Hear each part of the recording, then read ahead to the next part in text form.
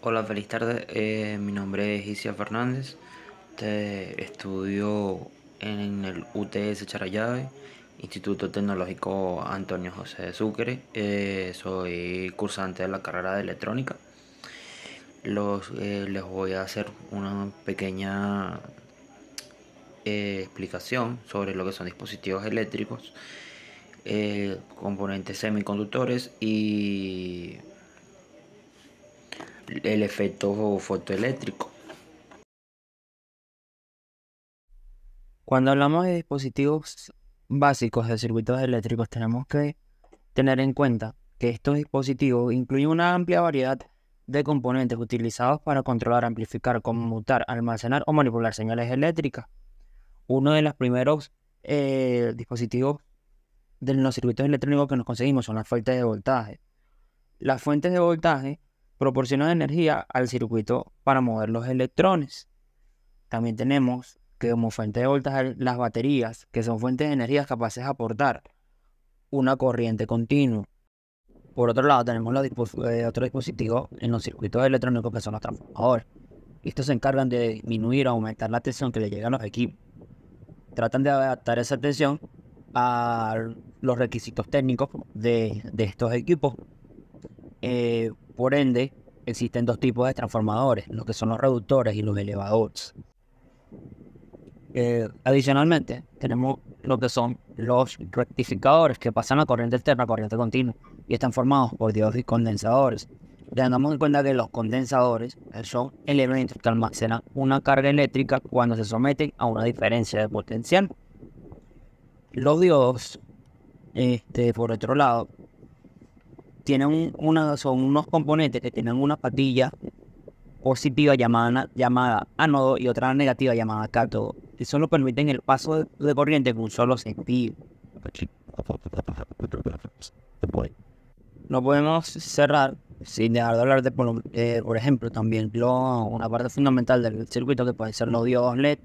Emiten luz cuando se polarizan de forma directa y tienen una patilla larga llamada ánodo. La combinación de los colores primarios rojo, verde y azul permite tener una amplia gama de tonalidades en la electrónica. Por último, hablando de los tipos de diodos, tenemos los diodos Zener, que son componentes importantes en la electrónica ya que se utilizan para mantener una tensión constante en un circuito, incluso cuando se aplica una tensión inversa. También tenemos lo que son los interruptores. ¿Qué es un interruptor? Un interruptor es un dispositivo que se utiliza para abrir o cerrar circuitos eléctricos, lo que permite controlar el flujo de corriente. Una parte de estos interruptores vienen siendo los conmutadores. Los conmutadores tienen varias posiciones que activan diferentes circuitos.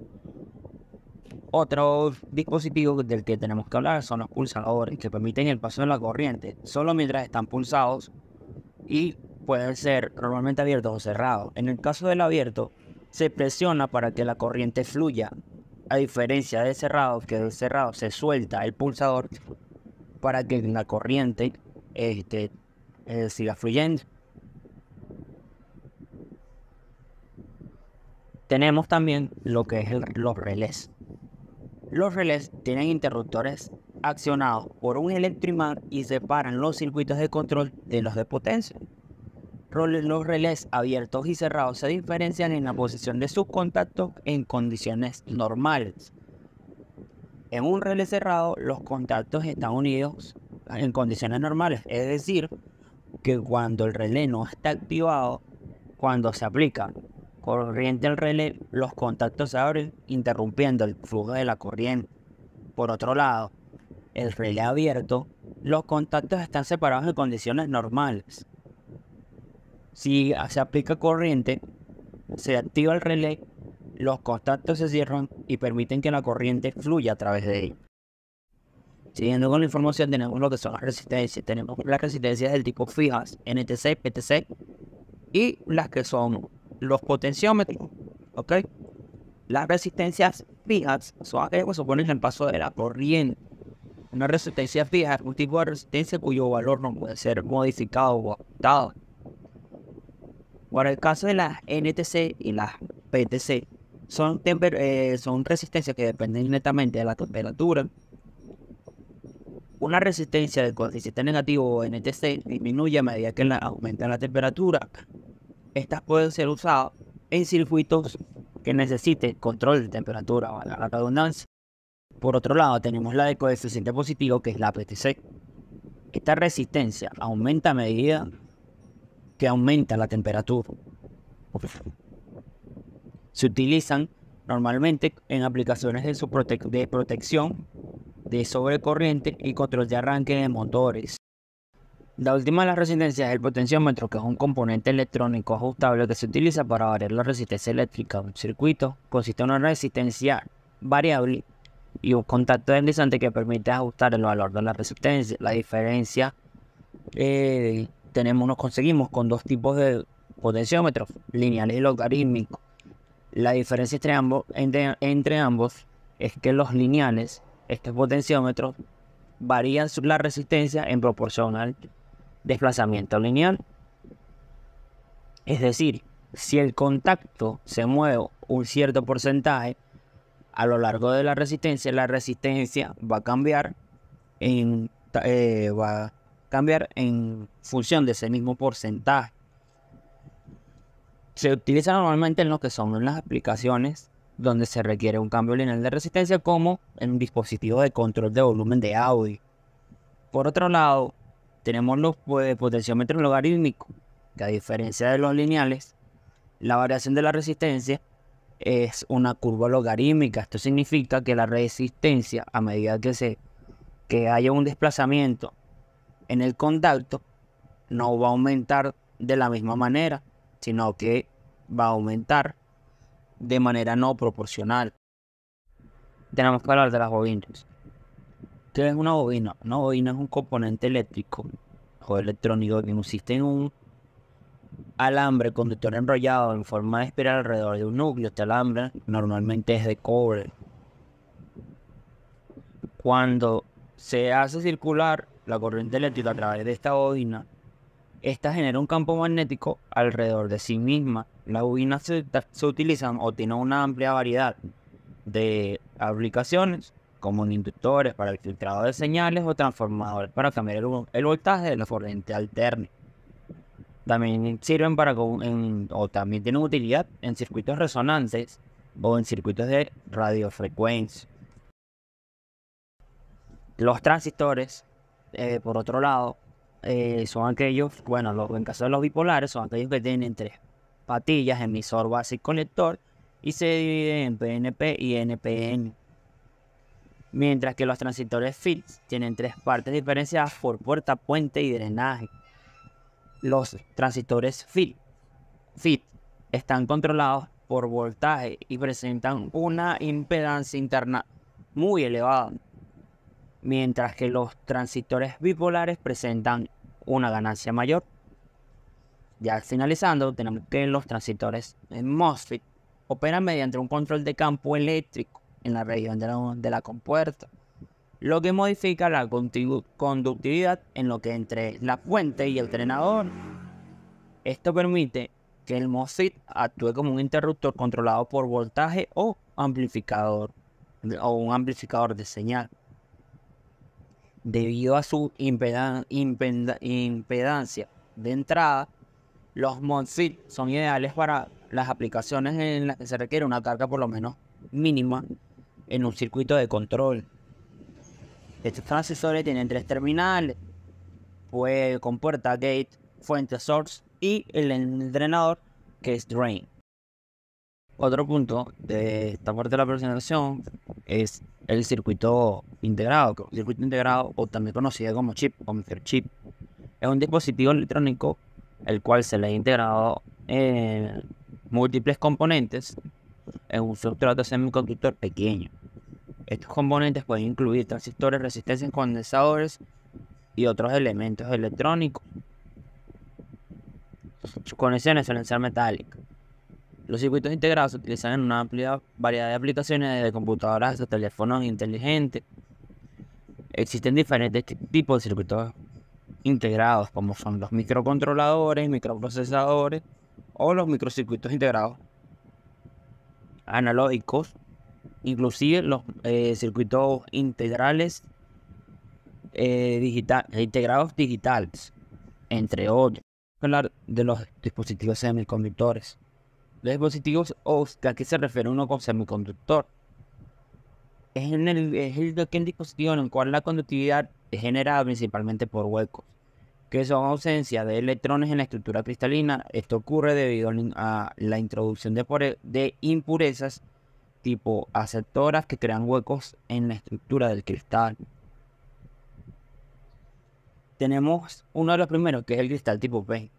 El cristal tipo P es un cristal de silicio puro con conducción, o bueno, su conducción se produce principalmente a través de electrones libres generados por la temperatura. A temperatura baja el silicio se comporta como un aislante, pero a temperatura ambiente algunos electrones se vuelven libres y contribuyen a la corriente. Tenemos el cristal tipo N. Se refiere a un semiconductor donde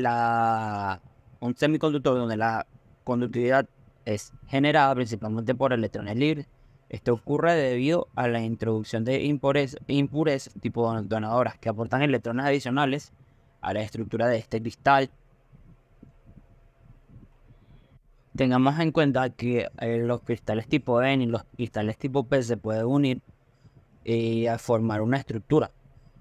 Se le dice unión PN, que es una estructura por la unión del cristal P con el tipo N, y forma una barrera potencial en la región de la transición entre los dos tipos de cristales, creando una zona de agotamiento que no es conductora.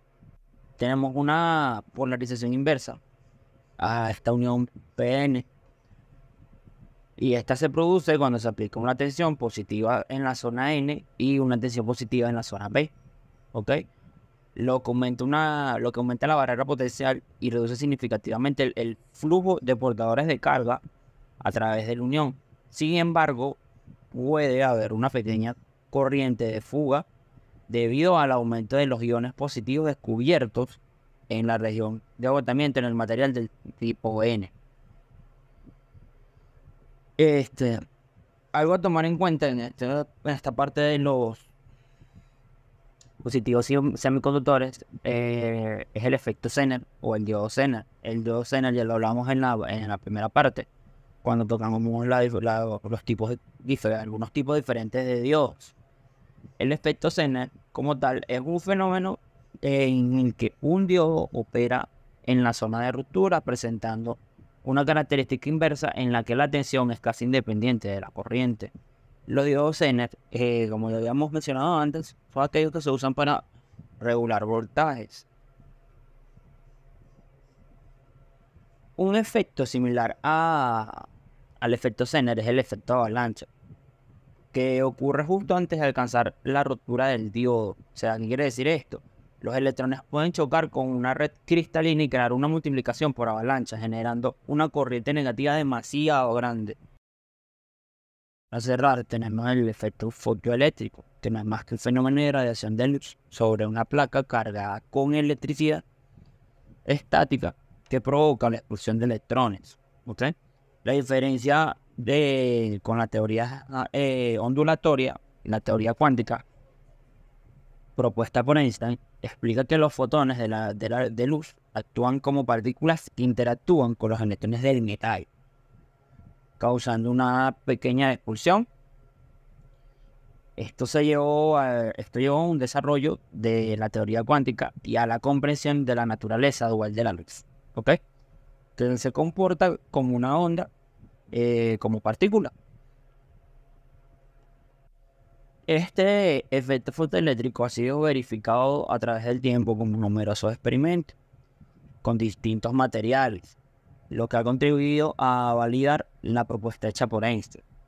Según esta teoría, para liberar un electrón de un material sólido se requiere una cantidad mínima de energía, conocida como función de trabajo, que depende del material que se esté trabajando en cuestión. Si la energía de un fotón incidente es mayor que la función de trabajo, el electrón será expulsado del metal, llevándose consigo cierta cantidad de energía cinética. Tengamos en cuenta que el efecto fotoeléctrico es la base de varias tecnologías modernas, incluyendo los dispositivos como las células fotoeléctricas, que son sensibles a la luz y emiten un corriente eléctrica cuando son expuestas a ella. Estas células se utilizan en una amplia gama de aplicaciones, como sistemas de alarma, controles de semáforos y sistemas de sonido. Ya concluyendo, tenemos que existen otros dispositivos fotoeléctricos como el fotorresistor, que varía su resistencia en respuesta a la luz, y el fotodiodo, que reduce la corriente eléctrica de manera proporcional a la cantidad de luz que incide sobre él. También está el fototransistor, que puede trabajar como un transistor normal o como un fototransistor cuando es iluminado. Finalmente, tenemos los diodos emisores de luz LED, que son dispositivos electrónicos, son aquellos que emiten luz cuando se les aplica una corriente eléctrica en un sentido totalmente correcto.